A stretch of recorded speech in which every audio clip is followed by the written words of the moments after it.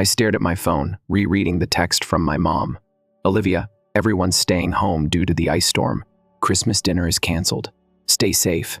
A sigh escaped me as disappointment settled in my chest. I'd been looking forward to Christmas with my family, even though I never quite fit in. But I understood winters in Nashville could be unpredictable. If the roads were bad, it made sense to call everything off.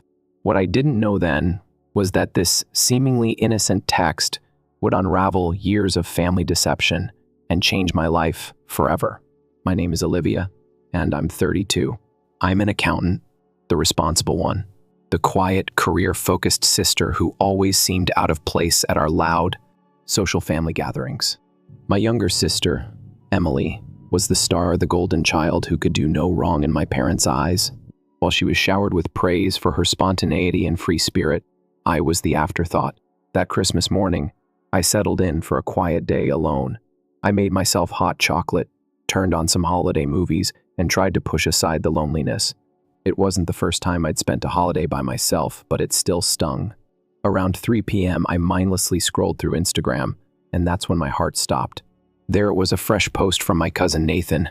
Perfect family Christmas at Emily's. So blessed to have everyone together. Hashtag family traditions. Hashtag Christmas dinner. My stomach twisted. The photo showed my entire family, mom, dad, aunts, uncles, cousins, even my grandmother, all gathered around Emily's beautifully decorated dining table, smiling, laughing, wearing matching festive sweaters. I wasn't in the picture because I hadn't been invited. I blinked, trying to make sense of it. Maybe this was an old photo? But no, the timestamp was from today. Through the windows in the background, I could see clear, sunny skies. No ice storm. There had never been an ice storm. My hands trembled as I scrolled through more photos.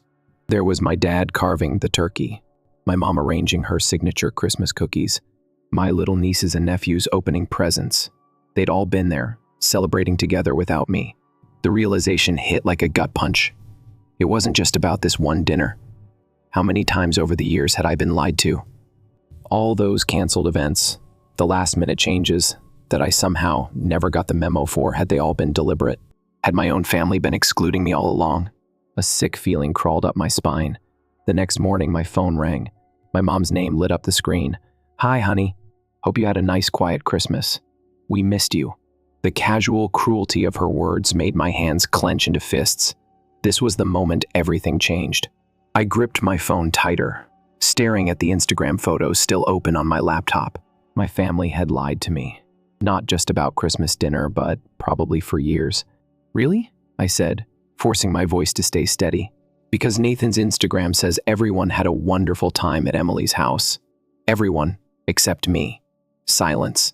I could almost picture my mother's expression, the flicker of surprise, before she shifted into damage control. "Oh," she stammered. "Well, Emily organized it last minute, and you know how you are at gatherings. Always so quiet. You make people uncomfortable." A lump formed in my throat, but I pushed past it. "You thought it'd be less awkward to lie to me? Don't be so dramatic," she sighed. "We just didn't want tension. Emily wanted everything to be perfect." And there it was, the unspoken truth. Emily's happiness mattered. Mine didn't. Memories clicked into place like puzzle pieces I had ignored for too long. The birthday parties I'd suddenly heard about after they happened. The family game nights that somehow never included me. The Thanksgiving last month, when I'd spent hours helping Mom cook, only to hear her tell everyone Emily had done all the work while I just sat around. How many times? My voice barely rose above a whisper. "How many other times have you done this?" Another pause. "Then the final blow, Olivia. You're being oversensitive." I let out a bitter laugh. "Right. Of course. That's the problem. I'm the problem. We love you both equally," she rushed to say. "But Emily puts in the effort to be part of the family. You're always so busy with work." Busy with work? The work that helped them pay off their mortgage? The work that let me take weeks off to care for Dad after his surgery while Emily showed up once for selfies? "Listen," my mother's tone sharpened. "If you're going to be like this, maybe we need some space. Call me when you're ready to be reasonable." Then she hung up. I sat frozen, staring at the screen as 32 years of memories suddenly came into sharp, painful focus, every dismissal, every excuse. Every time I convinced myself they just forgot to include me. It had never been forgetfulness. It had never been a misunderstanding. It was a pattern, a choice, and I was done pretending otherwise. Something inside me snapped. I opened my laptop and started typing an email to every single person who had been at that Christmas dinner. My parents, Emily, my aunts, uncles, cousins, every last one of them. Subject: let's not pretend anymore. I saw the photos from Christmas dinner. The dinner I was told was canceled because of an imaginary ice storm. I want you all to know exactly what you've done. You didn't just exclude me. You coordinated an elaborate lie to make me spend Christmas alone while you celebrated together. And this isn't the first time, is it? How many other times have you done this? I attached a screenshot of my mom's text, "Everyone's staying home. Stay safe," right next to Nathan's post, time-stamped and glowing with festive cheer. I hit send before I could second-guess myself. The responses came fast. Aunt Laura: "Oh, sweetheart, it was just a mix-up. We thought you knew the plans had changed." Uncle Greg: "You're overreacting. It was just a misunderstanding." Nathan, the cousin who exposed their lie, deleted his entire post and messaged me, "I didn't mean to cause drama. Maybe we should all just move on." Then came Emily's response. A long, condescending email about how I never make an effort at family events and how she just wanted one perfect holiday. She even had the audacity to claim that excluding me was for my own good, since I obviously don't enjoy big gatherings. But it was my parents' reaction that truly showed me who they were. Instead of apologizing, they went on the attack. Mom started calling mutual family friends, spinning a story about how I was having some kind of breakdown. Dad sent me a curt email about respecting family privacy and how airing dirty laundry was unacceptable. Then Emily texted, "You've really done it now." Mom's crying. Everyone's upset. And it's all because you couldn't just accept that maybe you're the problem. This is exactly why we didn't want you at Christmas. I stared at the message, my chest tightening. They had excluded me, lied to me, gaslit me. And now somehow I was the villain. The more I refused to apologize, the more they twisted the story. Mom started showing up at my workplace unannounced, making a scene in the lobby. Emily posted vague, passive-aggressive updates about toxic people and choosing peace over family. Dad threatened to cut me out of his will if I didn't get in line. It was all so pathetic. And instead of intimidating me, it only confirmed what I already knew. This wasn't a loving family trying to protect itself from a difficult daughter. This was a toxic system, panicking because I had finally stopped playing by their rules. And they had no idea what was coming next. A week after my email, my family was still in damage control mode. Mom was calling anyone who would listen, spinning the story that I was acting out and needed help. Emily doubled down on social media, painting herself as the gracious, forgiving sister who had done nothing wrong. And Dad? He stayed silent until I got an email from him. "Enough of this nonsense, Olivia. If you insist on behaving this way, I'll have no choice but to remove you from my will. Think carefully before you burn bridges you can't rebuild." I almost laughed. He really thought money would keep me in line. But the thing was, I didn't want their money. I wanted the truth. And I had no idea that it was about to land right in my lap. That same evening, I got a message from Rachel, an old family friend. She had managed my parents' finances years ago before retiring. "I've been seeing what's happening with your family online," she wrote. "There's something you need to know. Can we meet?" We met the next day at a quiet cafe. Rachel looked nervous as she slid a thick manila envelope across the table. "I've carried the guilt of this for years," she said. "Your father swore me to secrecy. But after seeing how they're treating you, I can't stay quiet anymore." I opened the envelope. Inside were bank statements, legal documents, records dating back 15 years.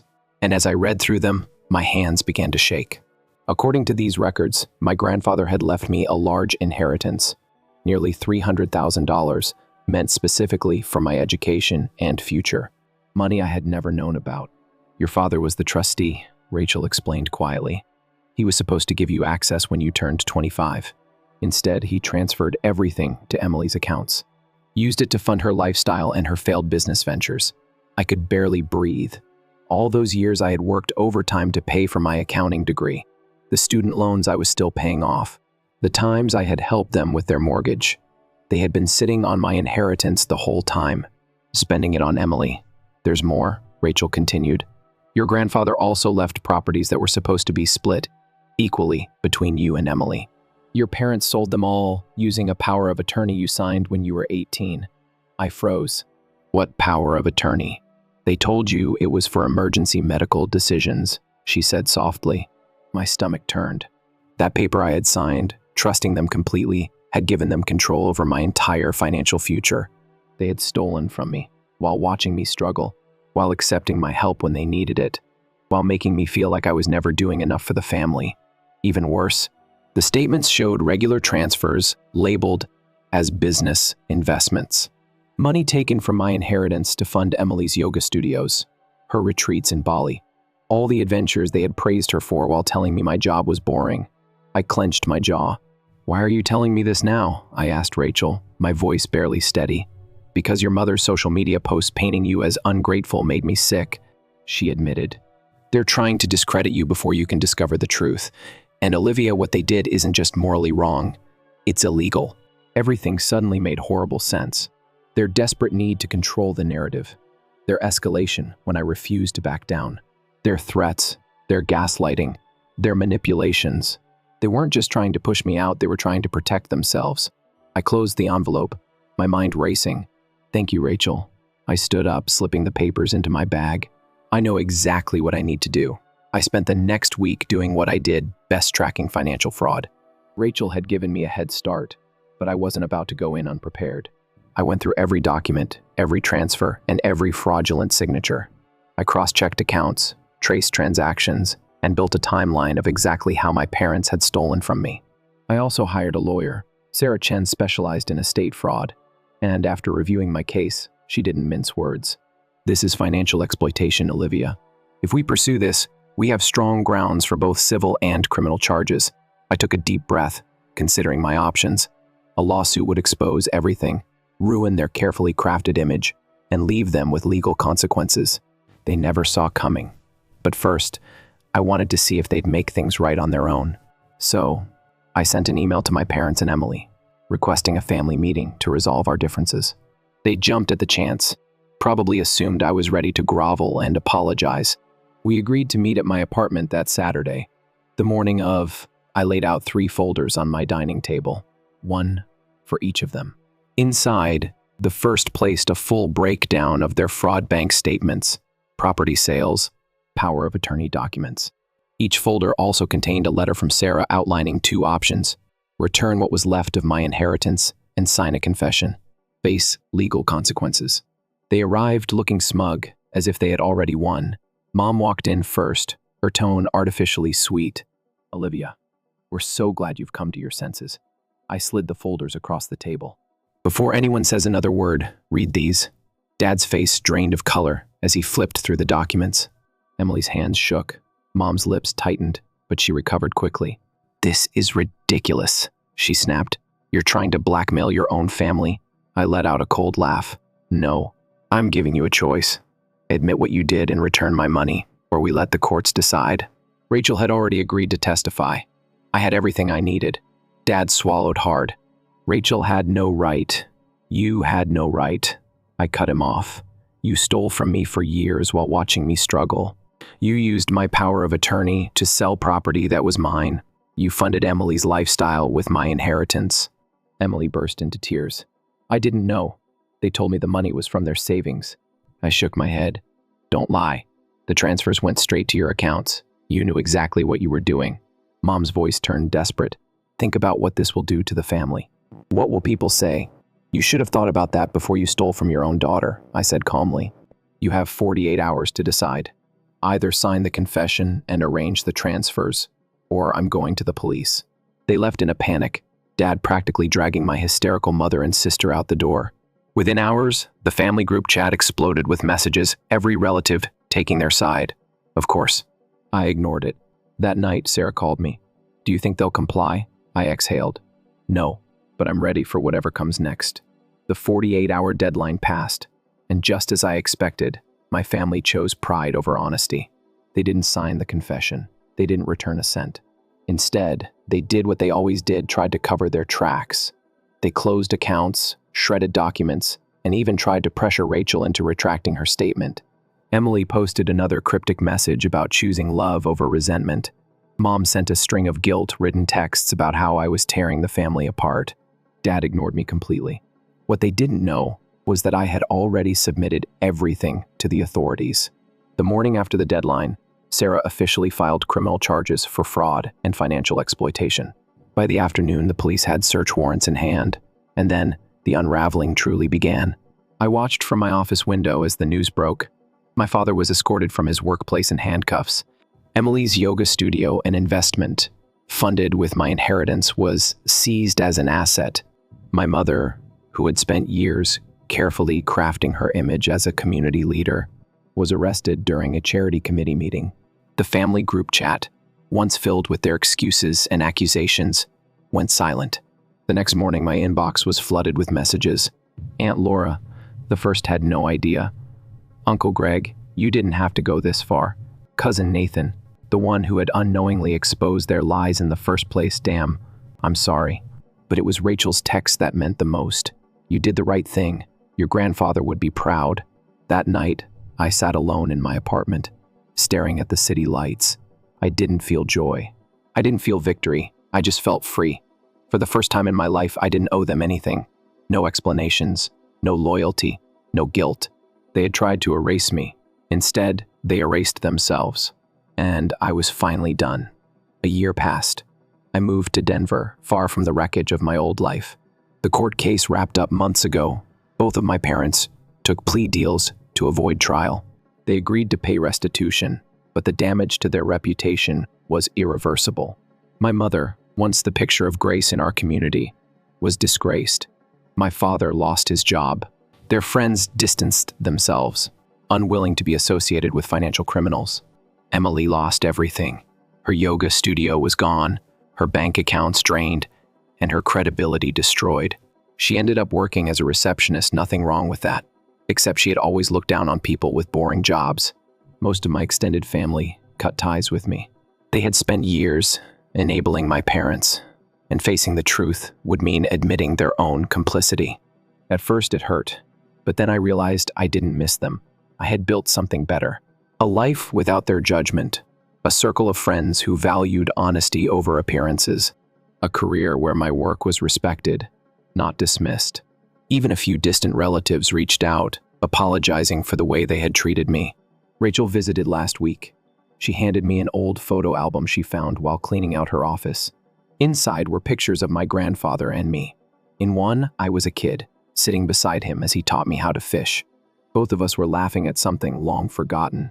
He always said, "You were the strong one," Rachel told me. He knew they favored Emily, but he believed you'd overcome it. I touched the photo gently, remembering his kindness. He had tried to protect my future. They had stolen from me. But in the end, his final gift had given me something more valuable than money: freedom. Because sometimes the best revenge isn't getting even, it's getting free. Story 2, she's losing it now. And the story's headline is, I slept with my girlfriend's best friend because she wanted an open relationship. Hi there. Examine it. I never expected that I would be discussing relationship-related stuff on this blog, but I actually need to vent and hopefully obtain some assistance. I'm a 28-year-old male, and until lately I felt that my relationship with my 27-year-old girlfriend, Sophie, was going well. Since we have been living together for 2 of the 3 years that we have been dating, things has been going really well. For instance, I was secretly examining engagement rings during my lunch breaks. Sort of amazing. We met through common acquaintances at a board game night. Very typical tale. She found my cheesy jokes funny. I liked how fiercely competitive she was at Monopoly, and we clicked immediately. Began dating very immediately. After a year, it seemed sensible to have an apartment together. Anyway, we were at each other's places all the time. We went about our daily lives, including going to the park for a walk after work and having pancakes on Sunday mornings, watching those horrible reality shows she likes as I play games on my phone. Typical couples activities. Sophie is engaged in marketing. I oversee building projects as a project manager. Both of us hold respectable careers. Good friends, and our families get along well. My mom adores her. I'm frequently invited to watch football by her dad. We were that duo that other people thought gave them hope about relationships. Yes, I am now aware of how that sounds. Up until last Tuesday, everything was going perfectly. It was dinner time. Sophie was talking about a work project when she said, "Hey, how about we try an open relationship?" While I was halfway through my lunch, I literally froze in mid-bite, with the fork frozen halfway to my lips. I thought I could have misheard her, but I was incorrect. She went on to say that she had read about it online, that many couples were doing it now, and that it may help us grow as people and fortify our relationships. Do you have a certain person in mind to date? To be honest, that was my first thought, so I asked, "Who doesn't have someone in mind before bringing up open relationships?" Sophie became defensive. No, it's not about anyone else. Simply put, I believe it would be helpful for us to learn more about ourselves. I don't want us to reflect on the past 10 years and lament what we've missed because we're still young. I sat there trying to make sense of what was happening. The same female who got upset once when a waiter smiled at me too much. She's talking about dating other people now, as if she were recommending that we try a different eatery. "Have you recently been unhappy?" I inquired, thinking maybe I had missed something. "Perhaps I should have seen some signs," she replied, "Not at all," and reached across the table to take my hand. "I treasure you. I cherish us. Being unhappy has nothing to do with this. It's about fortifying our relationship even more." Think about it. Even if we both have new experiences, we can still return to one another. Many couples believe it strengthens their relationship. I had run out of things to say. My thoughts froze between confusion and terror. I have completely lost my appetite. The food might as well have been cardboard. Sophie, however, was vibrant and almost beaming as she discussed norms, limits, and communication. However, I couldn't help but wonder, where is this coming from? Nevertheless, yes, I am aware that I come across as a total pushover. "All right," I said, not because I wanted to. She had already made up her mind and answered no, not because I believed so, but because it was clear from the expression of sheer joy in her eyes and the way she leaned in, practically pleading with me to join her. It was similar to shutting a door that she had no intention of closing. "Do you really think you'll be okay with this?" she asked, all big-eyed worry, like she was offering me a genuine option. "We don't have to make you feel at ease." She appeared so anxious for my acceptance that I looked at her. However, I knew deep down that this wasn't really a choice, whether I liked it or not. I had to cooperate if I wanted to understand what was truly happening, since something was already happening between us. "We may try it if you think it would help us," I responded, forcing a nod. "No, it's fine." I suddenly found myself involved in something I didn't believe in. I knew in my heart that I was losing her already. She became extremely excited and started talking about how we could both have dating app accounts and figure out how to communicate with one another when we had dates planned. She seemed to have already considered all of these factors. As I sit here, I wonder how long she has been working on this.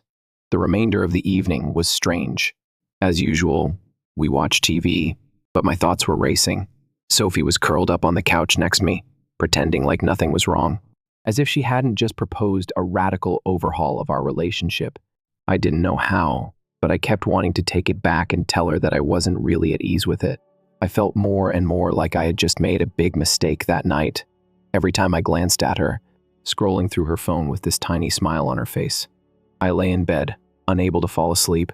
Sophie was sleeping next to me while I stared at the ceiling, wondering what in the world I'd gotten myself into. I felt the want to rouse her awake and let her know that I didn't want to share her. But I was also terrified. I was afraid she might leave me for someone else or do it anyhow if I said no. I laid there going over all of our previous conversations in an attempt to see if there were any clues I had overlooked. Was she bored? Was I not enough? Was there already someone else there? I had no responses for any of the queries that kept coming in. This was only the beginning, and I had no clue how twisted things would grow. Things began to change. The very next day, Sophie requested me to help her pick out images for her Bumble and Tinder accounts, as though this were just another typical boyfriend task. She even asked me to take new pictures of herself. Indeed, it is. I cooperated by taking pictures of my girlfriend to make her seem attractive to other men. I also tried to make my own profile to show that I was making an effort, but I wasn't that driven. Each time I tried to write a biography, it seemed strange and untrue. When I was seeking for pleasure in a relationship, what was I expected to write? The whole thing made me feel disgusting. Since I am not gregarious and don't have the time or energy to meet new people, I think she realized that I wouldn't meet with anybody. I told her that a couple of times, and she thought she could go on dates with me as a fallback. Sophie got matches right away. She is undoubtedly interesting and attractive, but what really caught my attention was how fast she started dating these men. In less than a week, she had 3 dates planned. 3. As if we were talking about celebrity crushes or something. She would show me their profiles. Here's one to consider. She would shove her phone in my face and say that, at the fancy gym in the heart of the city, he works as a personal trainer. We're having coffee tomorrow. So I just nod and try to seem like this was perfectly normal and pleasant. The first time she dressed up for a date, I felt sick. She was wearing a black outfit that I had never seen before. Yes, before she left our bedroom, she spent almost an hour putting on cosmetics and buying new clothing for the event. She whirled slightly. How do I appear? Excited? She inquired. Wonderful, considering that the outfit most likely cost more than she usually spends on our date nights. I was able to say that. When she got home late that night, she was ecstatic and happy. I pretended to be asleep when she went to bed, but I could hear her texting someone for nearly an hour. She was humming as she made coffee the following morning, acting as though nothing went wrong. I started to monitor her routine. On Monday, it was coffee with the gym man, dinner with this lawyer dude on Wednesday, Friday drinks with the proprietor of a food truck. Indeed, it was a fascinating range. When she came home, she always appeared to have had a blast. I began looking at the Instagram destinations she was tagging. I had to know the truth, even if it wasn't my proudest moment. I really passed the restaurant where she claimed to be eating supper one evening. I saw her sitting with this large man in a suit at the bar, laughing at whatever he was saying. She was staring at him the way she used to gaze at me, her hand on his arm. The toughest part was not even being able to observe her with these guys. It was how she changed at home. She started talking to me much less. No more embracing. She was messaging someone all the time. Our pancake tradition on Sundays, forgotten because she had a brunch appointment with the gals. I made one attempt to discuss it with her. You're going on a lot of dates, don't you think? I asked, in an attempt to appear casual. She looked at me like she thought I was insane. Isn't that the main goal of an open relationship? To meet new people and have experiences. You should try it out. I can assist you with your profile if you would like, but I didn't want assistance with mine. I wanted my girlfriend to come back. I wanted to be with the person who used to get thrilled when I ordered pizza and watched cheesy movies. Not this revised version. She was continually getting ready and leaving. One evening, she was getting ready for another date. The 6th or 7th guy. After losing count, I just couldn't take it anymore. After taking a walk to unwind, I ended up in this park where we used to have picnics. Sat for like 2 hours thinking about how fast things had gone apart. Sophie's texts continued buzzing on my phone. I hope everything is okay on your end. Don't wait up. I'm enjoying myself immensely.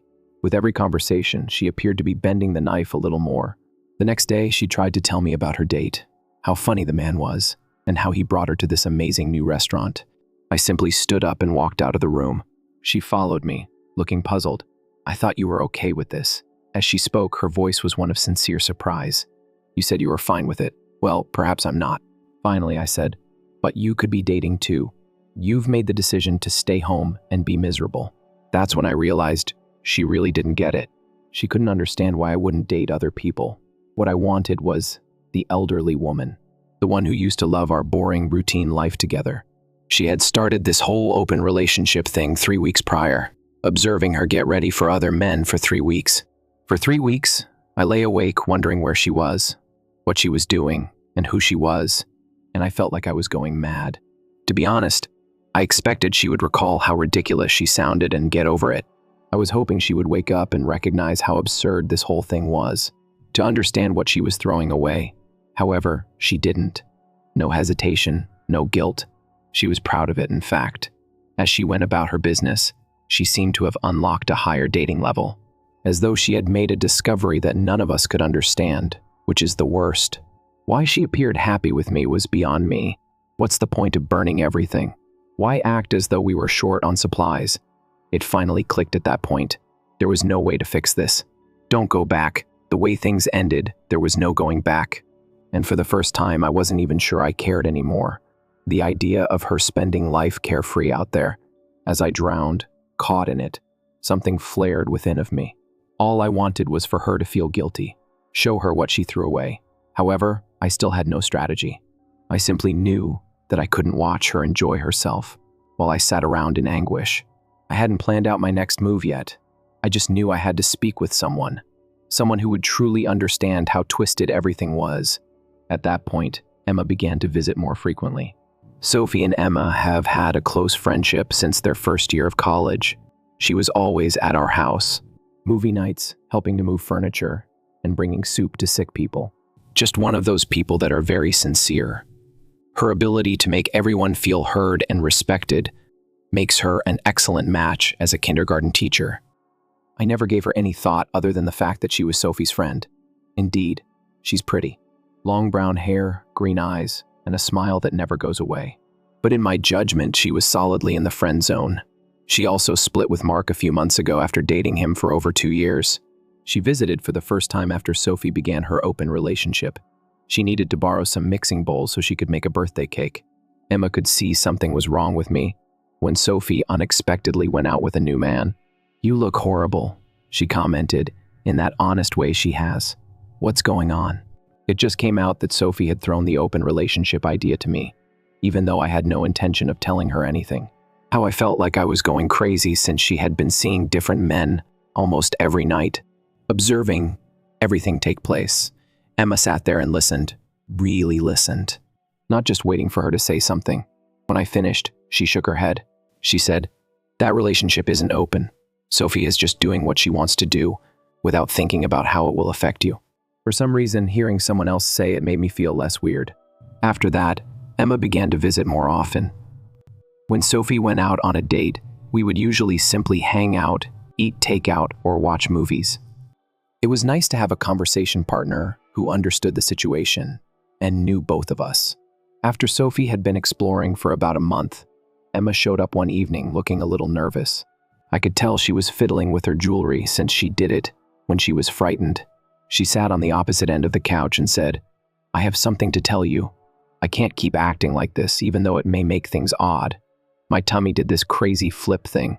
I guess a part of me anticipated this. I've had feelings for you for a long time," she said, looking down at her hands, "like even before you and Sophie started dating. But you were with her. Since she is my best friend, I kept quiet." She shrugged, hoping dating Mark would help her get over it. It didn't work. I sat there trying to make sense of it. Emma, good. It's funny. Drop-dead gorgeous. Emma found me attractive. How could I have failed to see that? She was the one who helped me select Sophie's gifts. Sophie was still not sure if she wanted to be in a committed relationship with me. Sophie seldom texted to check on me, but Emma made homemade chicken soup for me while I was sick. Was I completely blind? "You don't have to say anything," she said quickly. "All I needed you to know was that Sophie was treating you like this, recognizing the depth of your suffering. It's been killing me. You're not treated fairly by this." I gave her a glance. Pay close attention to her. For the first time, perhaps. Her hair was up in one of those simple, messy buns that shouldn't look good but yet made her eyes shine, and she wore a simple green sweater. Right then, I wondered how on earth I had missed it before. In the meantime, I kept thinking about what Sophie had done.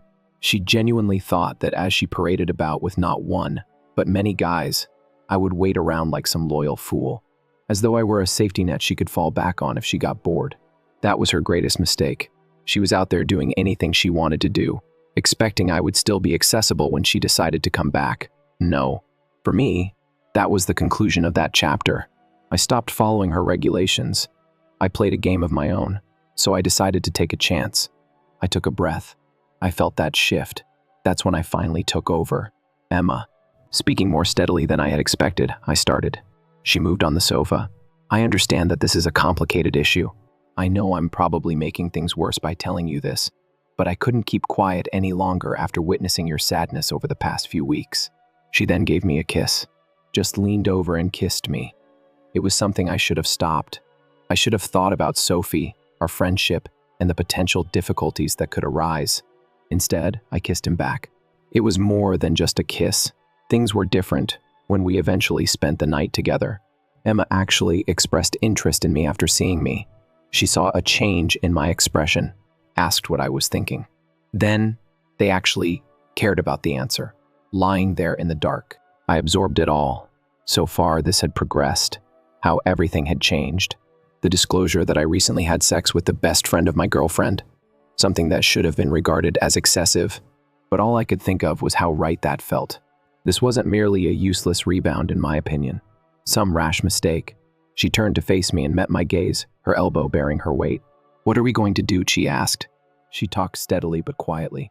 I let out a breath and gazed up at the ceiling. I should have had an answer. Ought to have been unhappy. Conflict. Something. But I was just relieved. After drowning in Sophie's filth for weeks, it seemed like I could finally breathe. I said, "I don't know." Emma hesitated, then said something. "I don't regret anything. Do you?" The crazy thing. I didn't. Not even a second. Because for the first time since the beginning of this whole open relationship disaster, I had a clear viewpoint. I did not destroy us. It wasn't me who violated confidence. And maybe, just maybe, I was worthy of someone wanting me. Just me. I said, "When Sophie finds out, she's going to lose it." "Probably." Emma concurred. "But isn't it funny that she thinks it's perfectly okay to date other people? But if you did the same, she would lose her mind." She made a valid point, which made me consider the possibility that Sophie should get a taste of her own medicine. I took my time telling Sophie about Emma. A part of me wanted to wait and see how she would react to the first hints. Yeah, maybe that was petty. But after watching her prance about with other men for weeks, I thought she deserved to have that experience. The morning after Emma left, Sophie came home from her stay at Jessica's. Whatever the case, I'm pretty sure Jessica was a man named Jason. She was extremely talkative, telling me about her girls' night while pouring coffee. I supplied the first indication at that point. "Emma came by last night, I see." Very casual, thought I. We had a terrific talk. The coffee pot froze Sophie's hand. Emma was there. Yeah, we hung around for a time. She's incredibly easy to chat to, you know. Sophie spilled coffee on the counter after setting her coffee mug down too forcefully. "What were you two discussing?" "Just stuff." I gave a shrug. "Life. Connections. Emotions." It was nice. Her expression was priceless. She pretended to watch TV with me for the next hour while messaging someone, most likely to collect information from Emma. Every few minutes, I could see her looking at me, trying to understand what had happened. Throughout the next several days, I couldn't stop talking about Emma, how funny she was, how well she knew me, and how we had been messaging whenever Sophie would get this tight look on her face, as though she was trying not to answer but couldn't help it. I was texting one morning while grinning at my phone.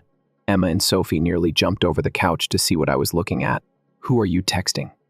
she asked, trying desperately to sound casual but failing miserably. "Just Emma," I told her. "She's really into this new software that I recommended to her." Sophie attempted to grin, but something odd about her expression gave the impression that she was in agony. "Lately, you two have been communicating a lot. It's a pleasure to talk to her. Yes, it really affects me." Sophie developed the habit of checking my phone whenever I left it lying around, you know. I caught her browsing through my texts while she thought I was in the bathroom or kitchen, but she thought she was being clever. The amusing aspect.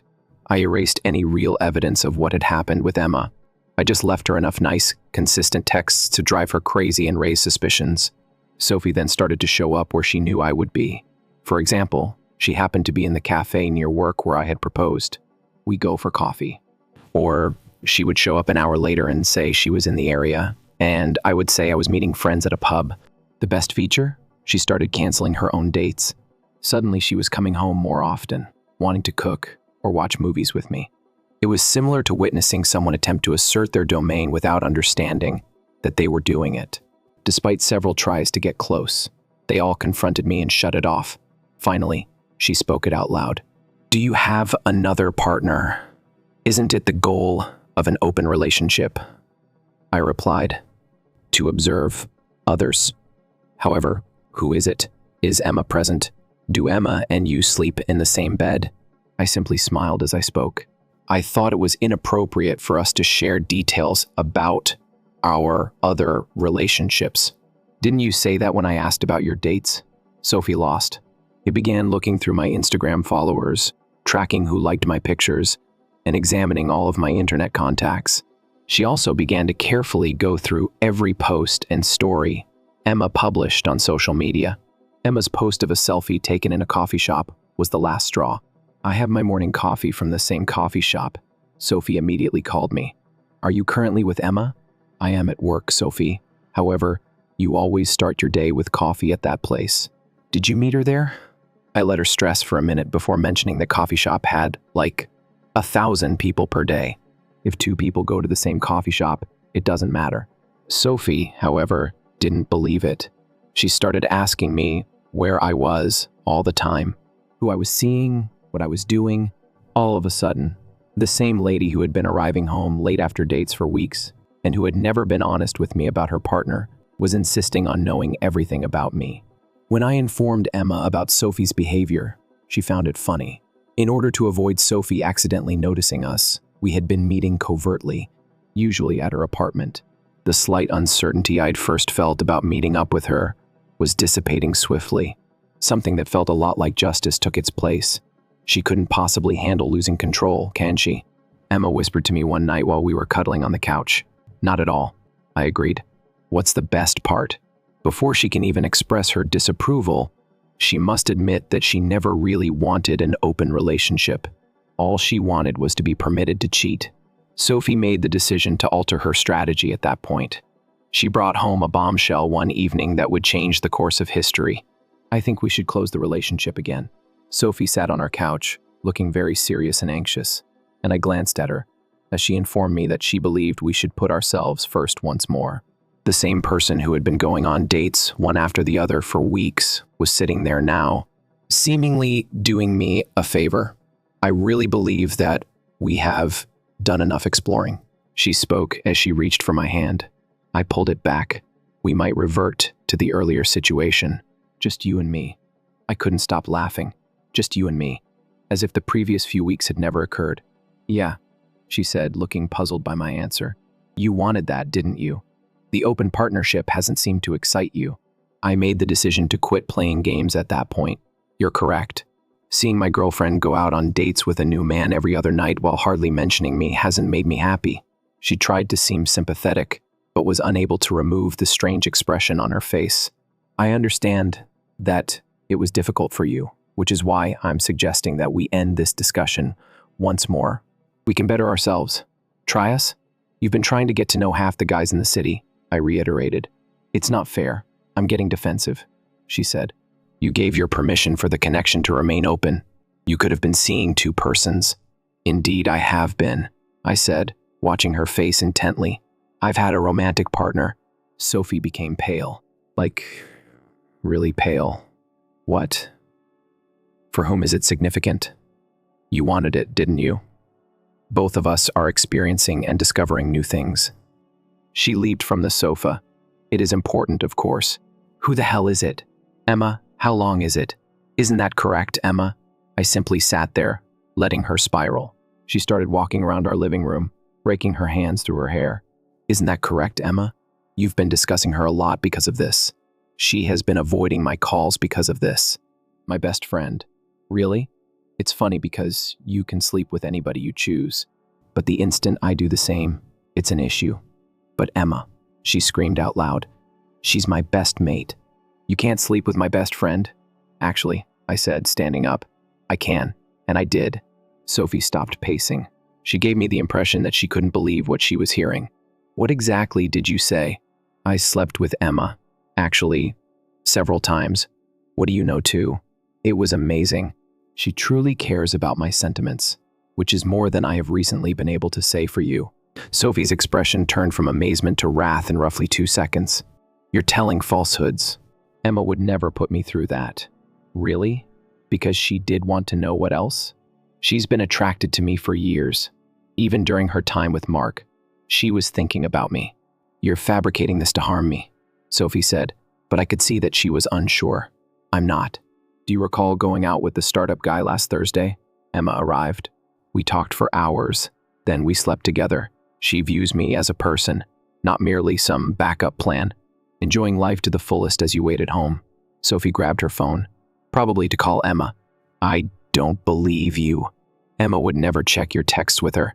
Notice how she's been behaving a touch distant lately, I said, not really responding to your messages. That's why she scanned through her phone rapidly, perhaps viewing all the unanswered messages and brief answers from Emma in a new light. "This isn't possible," she remarked. "It wasn't supposed to go like this." "Oh, really? How was it supposed to go? You get to have fun with other guys while I sit at home being the loyal boyfriend. You honestly think that I wouldn't finally run across someone else? But not Emma?" she shouted. "Anyone but Emma. You knew this would hurt me. I lost it at that point. Did it hurt you? What about the extent of your harm to me?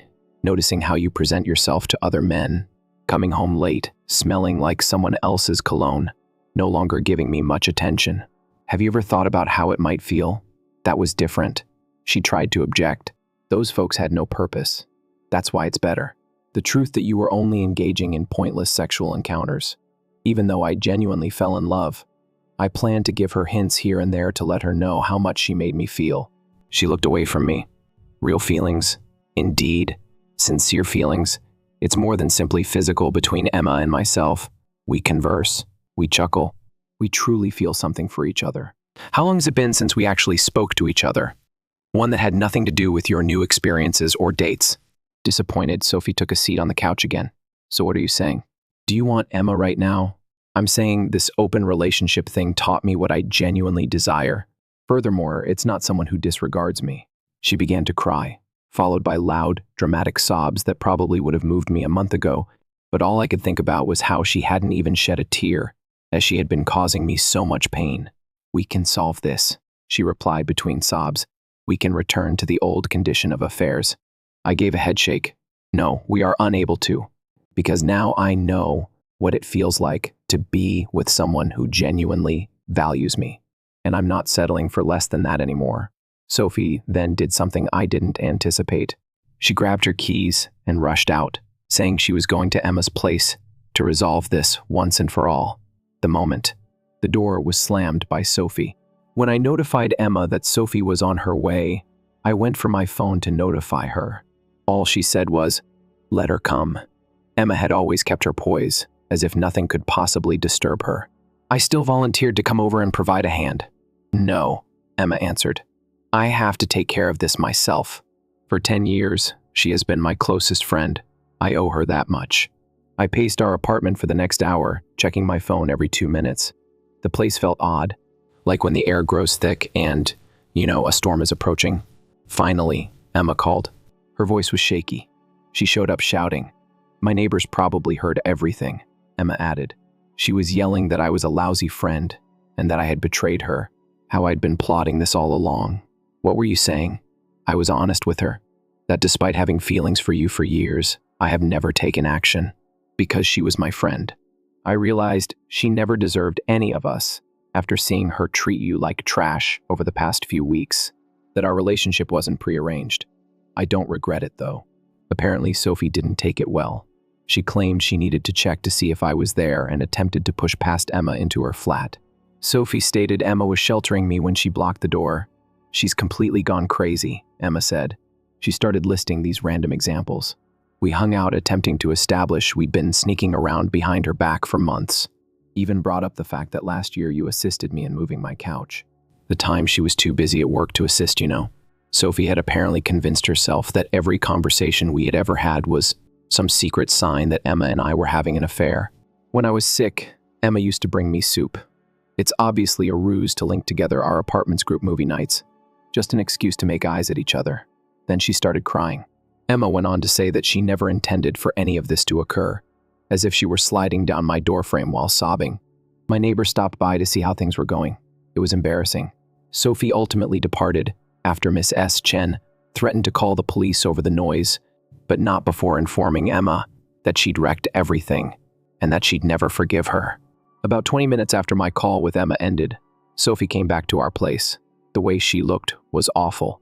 She went in, spotted me on the phone. I lost it while providing Emma updates.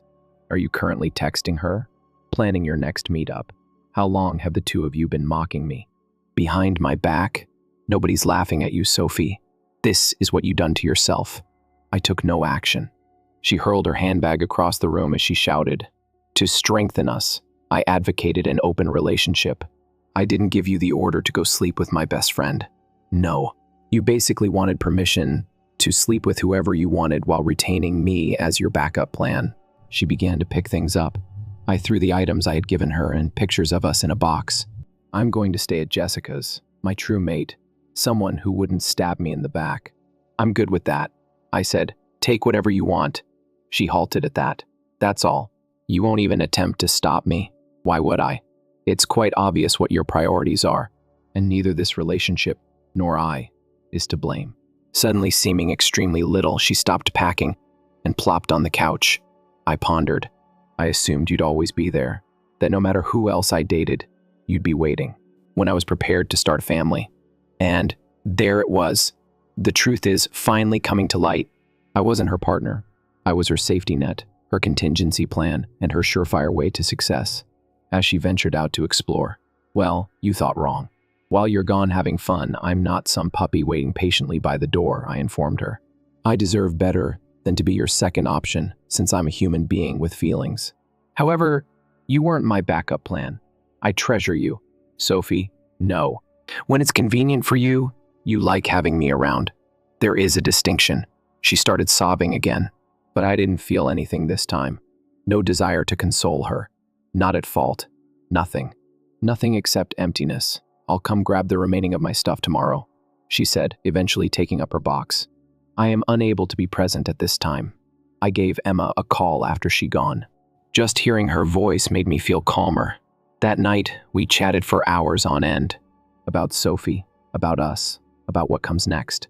According to Emma, some of their mutual acquaintances were already taking sides, and most of them accused her of betraying them before they had ever heard the whole story. I'm not interested, she said. They can think what they want. I am aware of reality. I noticed that I felt relieved, as if I could finally breathe again, as I glanced about my partially empty apartment at the places where Sophie's belongings had once been. I told Emma to come over to settle with me, and she accepted. I didn't care anymore about anything. Sophie arrived the following morning to grab her items. She brought Jessica and 2 other friends I didn't know well. They gave me these snide looks while they helped her pack, as though I were the bad guy in this whole situation. It was evident that Sophie had given them her version of events. Your Xbox is mine. For your birthday, I bought it for you. Unplugging it, she said. Okay. Embrace it. I didn't give a damn about such stuff. Halfway through the packing session, Emma came up. I texted her that I needed coffee, and she read between the lines, even though she hadn't planned to come. When Emma appeared, Sophie's buddies began to murmur, but Emma opted to ignore them and brought me my coffee instead. Really? Are you just going to show this off to me? Sophie became angry. No one is showing off anything, Emma remarked coolly. I'm only here to support my partner. It was the first time we had both used that word. Sophie seemed to have been slapped. Packing went more quickly after that. Sophie's friends started running around and stealing things, probably in an effort to get Sophie out of there before she had another breakdown. When they finished, Sophie lingered at the doorway for a minute. I truly loved you, she said softly. No, I replied. You enjoyed having me at your disposal anytime you needed me. There is a distinction. Emma helped me clean up after they left. Are you all right? Emma inquired, watching me dump Sophie's stuff in a donation box. Indeed, for the first time in months, I really am. It's been 2 weeks since then. Since then, life has changed. Better. I'm taking my time and doing it right, Emma. Last weekend, we met up with some of Sophie's friends and had coffee at her favorite place. They gave us no attention at all. Emma simply grinned and gripped my hand.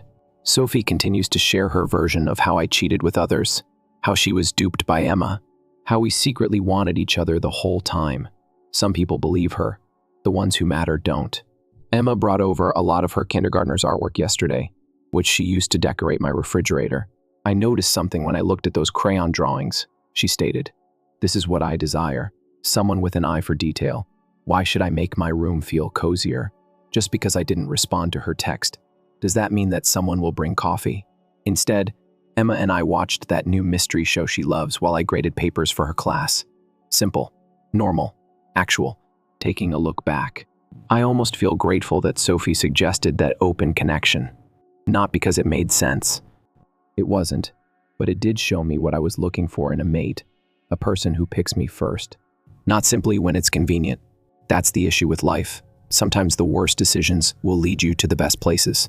Or, in my situation, to the appropriate individual who was present the entire time. Edit. I appreciate all of your help. Reddit. Emma is currently reading this over my shoulder and giggling at my description of her, constantly grinning. By the way, she says hello. Christmas in our house had always been a spectacle. The perfectly decorated tree, the aroma of holiday food filling the air, and the sound of Nat King Cole playing softly in the background. It was supposed to be a time of warmth and celebration. But that year, I learned that family didn't always mean love. I was sitting on the floor near the tree, carefully placing the last ornament, making sure every detail was perfect.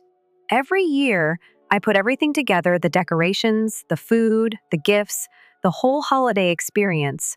And every year I told myself that maybe this time, things would feel different. "Jenny, this is just wonderful," my father, Robert, said, standing by the doorway. He was dressed sharply in a navy Brooks Brothers suit, a sight I rarely saw unless there was a business meeting or a special occasion. "Thanks, Dad," I said with a small smile, already predicting what would happen next. "I wonder if Olivia will be here soon," my mother, Karen, mused, her eyes filled with anticipation. She had spent the last half hour scrolling through Olivia's Instagram feed, gushing over her latest luxury real estate sale.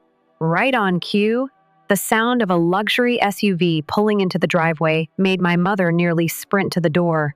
Moments later, Olivia strutted in, draped in designer fashion, her heels clicking against the hardwood floor. "Merry Christmas, everyone," she said, flashing a dazzling smile. "Oh, Olivia! What a gorgeous coat!" my mother gasped. "And that bag! Is that a Birkin?" "Of course," Olivia replied, shrugging as if it was nothing. "Oh, and the car outside? It's a 2025 Range Rover. A little gift to myself for my latest deal." My father beamed. My mother nearly swooned. And, as expected, I faded into the background. Dinner passed in a blur of my sister's stories about extravagant parties, high-profile clients, and all the luxuries she had acquired that year. My parents hung on her every word, their pride radiating across the room. Then came the moment everyone had been waiting for: the gifts. For Olivia, my mother announced excitedly, pulling out a beautifully wrapped envelope. Inside was a ticket for a luxury cruise, first-class suite, all expenses paid. "You are the pride of our family," my mother said, hugging her tightly. Olivia squealed in delight, immediately pulling out her phone to snap a picture. Then my father turned to me. "And for Jenny," he said, reaching behind him. He handed me a large paper bag. I pulled out the contents: a broom, a dustpan, some used cleaning supplies, and a name tag that read housekeeper. "This should be enough for you," my father chuckled. Olivia let out a mean-spirited giggle. My mother smiled as if nothing was wrong. For a moment, I just stared at the items in my hands. My heart pounded. My face felt hot.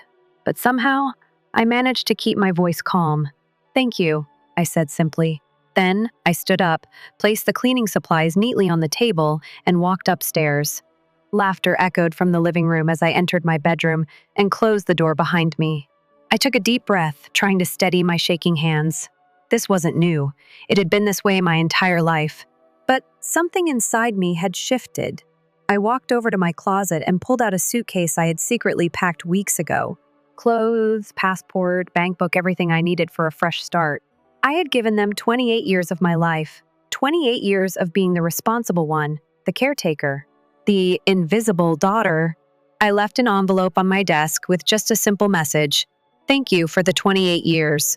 Then I stepped out into the cold December night, the snow crunching beneath my boots. The house that had never felt like home stood behind me, glowing with Christmas lights. A taxi was already waiting. As I sank into the seat and gave the driver my destination, I felt something I hadn't in a long time: relief. For the first time in my life, I was choosing myself, and I wasn't looking back. The taxi ride through the snowy streets of Boston felt surreal. My parents had called me ungrateful my whole life whenever I asked for basic respect, but I wondered what they'd call me now that I was actually gone. Did they even notice yet? Maybe they were still laughing at their own joke, thinking I'd just sulk in my room and get over it like always. I leaned my head against the cold window and watched the city blur past. The Christmas lights twinkled along the streets. Couples walked hand in hand. Kids played in the snow. It was a kind of holiday warmth I had never really experienced. "You okay back there?" the taxi driver asked, eyeing me through the rearview mirror. I nodded. "Yeah, just a long day." He gave me a knowing look but didn't pry. Instead, he turned up the heater slightly, and I appreciated the quiet gesture. 20 minutes later, we pulled up in front of a red brick apartment building in Back Bay. It wasn't a mansion, but it was beautiful in its own way, historic, cozy, and, most importantly, mine. Michael was already waiting on the steps, hands in his coat pockets, his breath visible in the cold air. "You actually did it," he said as I stepped out. "Yeah," I breathed. "I actually did." He grabbed my suitcase before I could protest and led me inside. The apartment was small, but the high ceilings and big windows made it feel open. There wasn't much furniture yet, just a couch, a coffee table, and a tiny Christmas tree in the corner. I dropped my bag and ran my fingers over the kitchen counter, the realization slowly sinking in. No parents breathing down my neck, no passive-aggressive comments, no one calling me selfish for wanting to rest. This was my space. Michael leaned against the doorframe. "How are you feeling?" I exhaled. "Like I can finally breathe." He nodded. "Good, you deserve that." I wasn't used to hearing things like that, deserving things. But instead of arguing, I just let it sit there. That night, I slept with the kind of peace I hadn't felt in years. No guilt, no expectations, just quiet. The peace didn't last long. 3 days later, my phone rang. I knew who it was before I even checked. I let it ring, and then it stopped. A few minutes later, another call. Then another. And then a text. "Mom, where are you? Come home." This isn't funny. I stared at the message, feeling nothing. Then another text. "Dad, we need to talk." And then one that made me pause. "Mom, your father's not feeling well." I frowned. He had always been healthy, if a little forgetful lately, but my mother was known to exaggerate when it suited her. I turned off my phone. By the end of the week, the missed calls were in the dozens. The messages had shifted from anger to panic. "Mom, the bills aren't paid. Where's the bank info? Dad, where are my meds? I can't find them. Mom, answer your phone. This is serious." I wasn't surprised. I had been the one keeping everything running, the bills, the food, my dad's medications. I had managed it all, quietly, without thanks. And now, without me, the cracks were showing. I told myself it wasn't my problem anymore. Then, on the 10th day, I got the call that changed everything. A neighbor. "Jennifer, it's Mrs. Thomas from next door," she said, her voice tight. "Your mother collapsed in the yard. The ambulance took her to Newton Wellesley Hospital. You should know. For a moment, I couldn't speak. Collapsed. I clenched my jaw. Is she? She's stable, but it was close. They said her blood pressure was dangerously high. I closed my eyes. I had been the one managing her diet, making sure she took her meds. Without me, she probably ignored it all. Still, a part of me hesitated. Was this my responsibility anymore?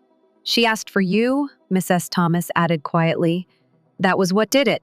I grabbed my coat. The hospital smelled like antiseptic and anxiety. My father was sitting in the waiting room, looking smaller than I remembered. When he saw me, his eyes widened, not with anger, but something else. Relief. "Jennifer." His voice cracked. I sat across from him. "What happened?" He swallowed. "She tried to go to the doctor alone. Got dizzy outside. Her blood pressure?" He nodded. "And other things. They're running more tests." I studied him. The man who had laughed as he handed me cleaning supplies for Christmas now looked like a lost child. His hands were shaking. And then I noticed something else. His eyes were unfocused, like he was trying to place where he was. It hit me all at once. "Dad," I said carefully, "have you seen a doctor lately?" He frowned. "I don't need Dad." His face crumpled. And then, in a voice so quiet I barely heard it, they said it might be early-stage dementia. The words landed like a punch to the gut. I exhaled sharply, running a hand through my hair. "How long have you known?" "A while." His gaze dropped. "Didn't want to burden you." I almost laughed at the irony. They had never cared about burdening me before. Then something else clicked. "Where's Olivia?" Silence. I already knew the answer. She was gone. Vanished. And just like that, I realized the full weight of what was happening. My mother in the hospital, my father sick, my sister running from whatever mess she left behind. Everything was falling apart, and I was the only one left standing. I sat in that hospital waiting room for what felt like hours, my mind spinning. My mother was unconscious, my father was forgetting things, and Olivia, of course, was nowhere to be found. I should have walked away. I had spent my whole life being the responsible one, the afterthought, the one they dumped everything on. But here I was, sitting across from my father, watching him rub his temples like he was trying to push away a headache that wouldn't leave. I took a deep breath. "Dad, tell me the truth. What's going on?" He looked up, his expression tired in a way I had never seen before. "Jennifer, the house, the bills, everything, it's bad." I stared at him. "How bad?" He hesitated. And then, as if the universe wanted to make sure I got my answer, his phone rang. I watched as he pulled it from his coat pocket, his hands shaking slightly as he answered. "Hello?" A voice on the other end spoke sharply. My father paled. Yes, I understand," he stammered. "We just need a little more time," click. The call ended. He closed his eyes, rubbing his face. That was the bank. I felt my stomach drop. "Dad, we're behind," he admitted, his voice barely above a whisper. "On everything. The mortgage, utilities, even the medical bills." I didn't even realize I was holding my breath. "And Olivia?" I asked slowly. His jaw tightened. "She cashed in the cruise ticket and disappeared." "Of course she did." I leaned back in my chair, staring at the ceiling. I shouldn't have been surprised. Olivia had always been like this, flashy, reckless, disappearing whenever responsibility got too close. But this was a new low even for her. My father shifted uncomfortably. "Jennifer, we need your help." There it was. The thing I had been waiting for. I let out a short, humorless laugh. "You mean like how I've been helping for the past 28 years? He flinched, but didn't deny it. I should have been furious. Maybe part of me was. But beneath the anger, there was something else. Exhaustion. The kind that settles into your bones and doesn't leave. I sighed. "How much do you owe?" He hesitated again. I leveled him with a look. "Dad, tell me." He swallowed. "A little over $80,000 in debt. And," he exhaled, "the house might go into foreclosure." I let that sink in. $80,000. Not a couple of missed bills, not a small loan. This was real, irreversible damage. I rubbed my temples. "How?" At first, he didn't answer. Then finally, he muttered, "Your mother's medical expenses, Olivia's debts." He looked down, and I wasn't thinking clearly. I blinked. "What does that mean?" "I made some bad investments," he admitted, his voice small. I inhaled sharply, trying to keep my composure. "And now you're asking me to fix it." He didn't say anything, but his silence was enough. A nurse appeared at the doorway. "Mr. Wilson, your wife is awake." My father pushed himself up quickly, as if eager to escape our conversation. I watched him disappear down the hall, leaving me alone in the waiting room. I sat there for a long time. Then, finally, I stood up, grabbed my coat, and left. I didn't go back to my apartment. Not yet. Instead, I made a stop. Olivia's real estate office. It was a sleek, modern building downtown, all glass walls and expensive furniture. I walked in, my boots clicking against the marble floor, and headed straight to the front desk. The receptionist looked up, smiling politely. "Can I help you?" "I need to speak to Olivia Wilson." The receptionist's smile faltered. "I'm sorry, but Olivia no longer works here." I frowned. "What?" "She was let go last week," the woman explained hesitantly. "Something about financial discrepancies." I felt my stomach twist. "She stole from the company, didn't she?" The receptionist paled. I can't say for sure, but you might want to check the news." I didn't need to check. I already knew. Olivia had finally gone too far. And now? Now she was gone. I walked out of the office, my breath coming in short bursts. She had taken everything. She had spent years basking in our parents' love, taking their money, gambling it away, living a life she never earned. And now she had left them to deal with the destruction she caused. The weight of it all hit me at once. I had left them because I was tired of being invisible. But now, when everything was falling apart, when they had lost the daughter they adored, They were suddenly looking at me like I was the only thing keeping them afloat. And maybe I was. I pulled out my phone, staring at my father's last text. I could disappear again, block their numbers, let them figure it out on their own. But could I live with that? I exhaled and typed out a message.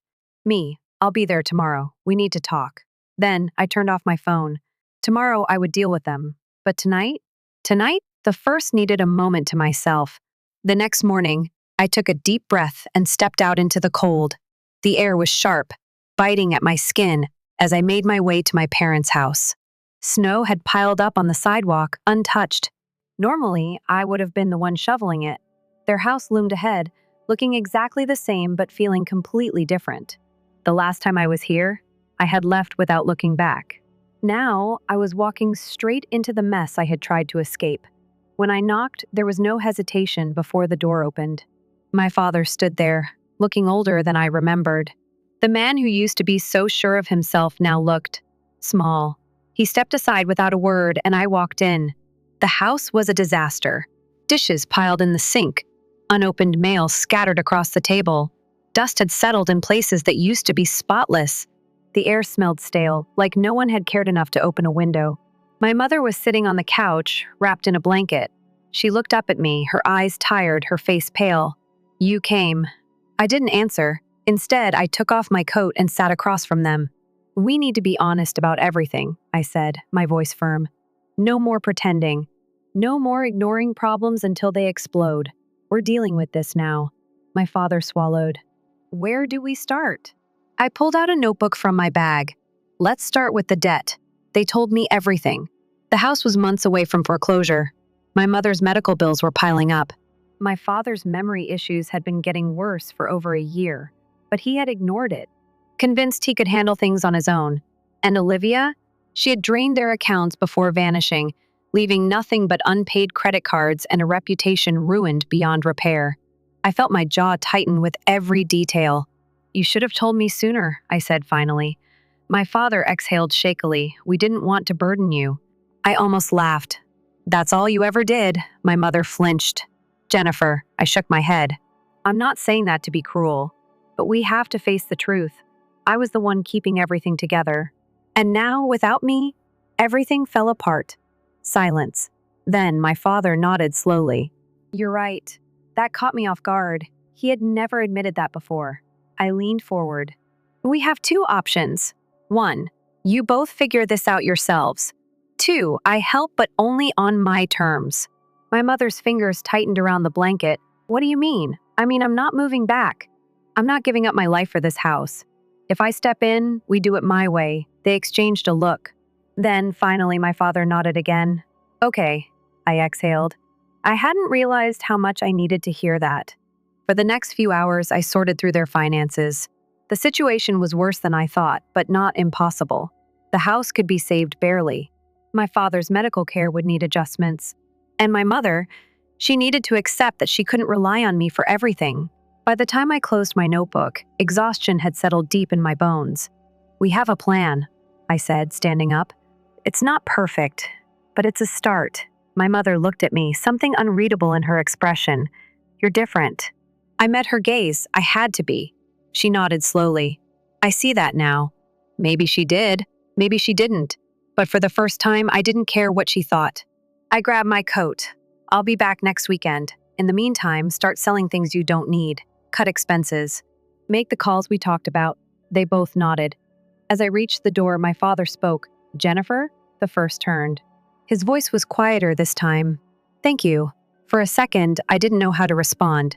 Then I just nodded, and I left. Back in my apartment, I sank onto my couch, letting out a long breath. The weight of the day pressed down on me, but for the first time in a long time, it didn't feel like I was suffocating. My phone buzzed. "Michael, how did it go?"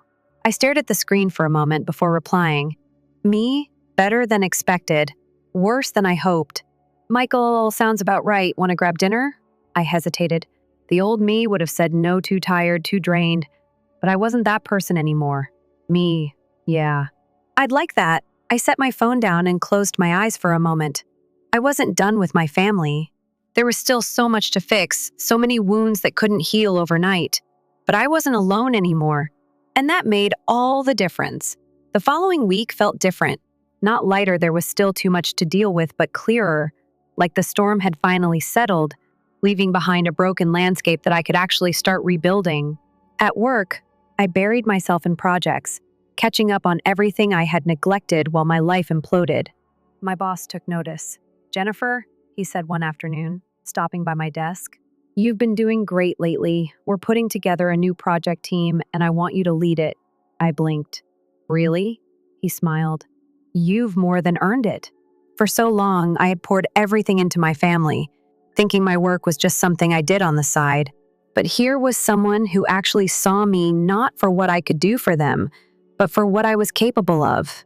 "I'd love to," I said. And for the first time in my career, I meant it. By the time the weekend rolled around, I was back at my parents' house.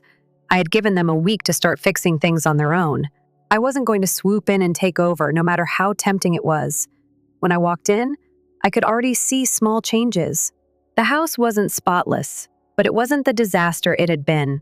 The stack of unopened bills was smaller. There was a list on the fridge labeled "expenses to cut" in my mother's careful handwriting. She was trying. My father was sitting at the dining table, a chessboard in front of him.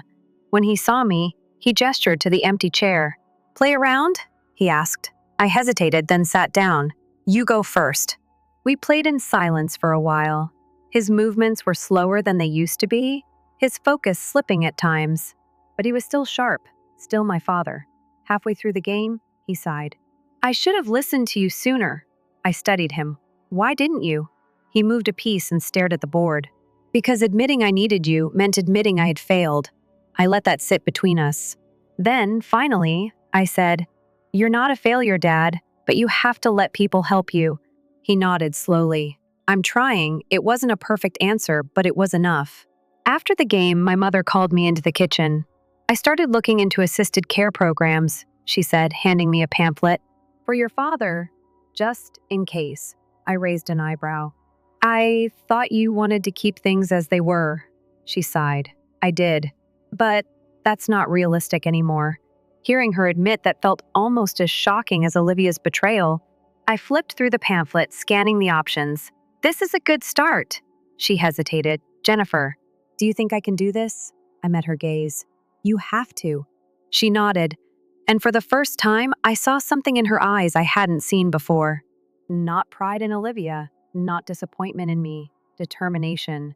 The conversation I had been avoiding came 2 days later. I was at my apartment when my phone rang. Unknown number. I almost ignored it, but something told me to answer. I pressed the phone to my ear. "Hello?" A pause, then a shaky voice. "Jenny?" I froze. "Olivia." My grip on the phone tightened. "Where are you?" She exhaled. "Las Vegas. Rehab." I didn't say anything. "I messed up," she admitted. "I know that. I stole from my company. I took money from Mom and Dad, and from you. I screwed everything up." I stayed silent, letting her talk. "They're making me go through this step where I take responsibility," she continued. "And I wanted to call you first." I leaned against the counter, staring at the ceiling. "What do you want from me?" "I don't know," her voice cracked. I needed to say I'm sorry." I swallowed hard. I had waited years to hear those words, but now that they were here, they didn't fix anything. They didn't erase the damage, but they meant something. "I don't forgive you," I said honestly. She let out a shaky breath. "I get that." I hesitated, then sighed. "But if you're serious about changing, prove it." Another pause. Then, quietly, "Okay." And for the first time in our lives, Olivia didn't try to argue. She just listened. The call with Olivia lingered in my mind for days. I wasn't sure how I felt about it. She had finally admitted the truth. Finally said she was sorry, but words were easy. Olivia was an expert at saying the right thing when it benefited her. Still, there was something different this time. She hadn't made excuses. She hadn't begged for money or tried to spin the situation in her favor. She had simply accepted my response. Maybe she really was changing. Maybe. But I wasn't waiting around to find out. Life didn't magically become easy overnight. My parents still had a mountain of financial issues to deal with, and my father's memory wasn't going to get better. But there was progress. Each weekend, I went back to their house not to fix everything, but to help them figure it out themselves. My mother had started taking her health seriously, sticking to her diet and keeping up with doctor's appointments. My father was adjusting to his diagnosis, even agreeing to let a financial advisor step in to help manage what little money they had left. It wasn't perfect, but it was functional. And for the first time in my life, I wasn't carrying it all alone. One Sunday afternoon, Michael came with me to my parents' house.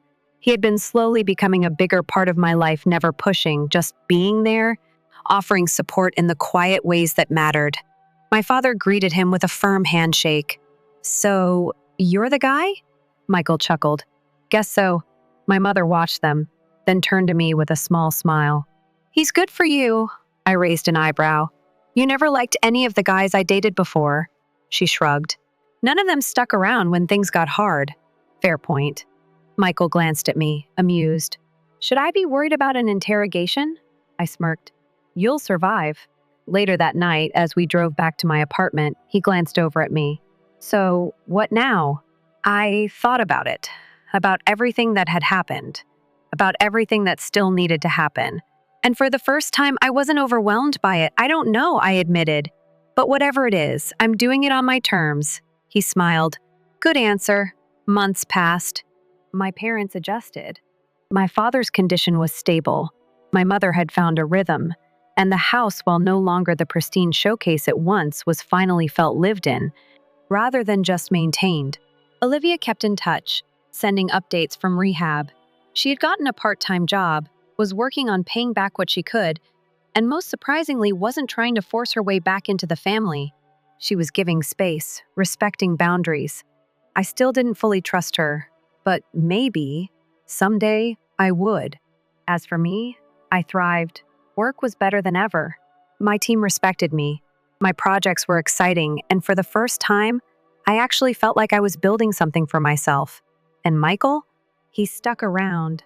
One evening, as we sat on my balcony, watching the city lights flicker in the distance, he reached for my hand.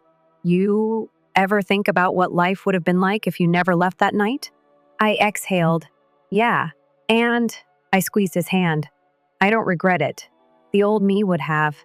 She would have wondered if she had done the right thing, if she had abandoned her family, if she should have stayed and suffered quietly. But I wasn't that girl anymore. I had saved myself. And that was enough."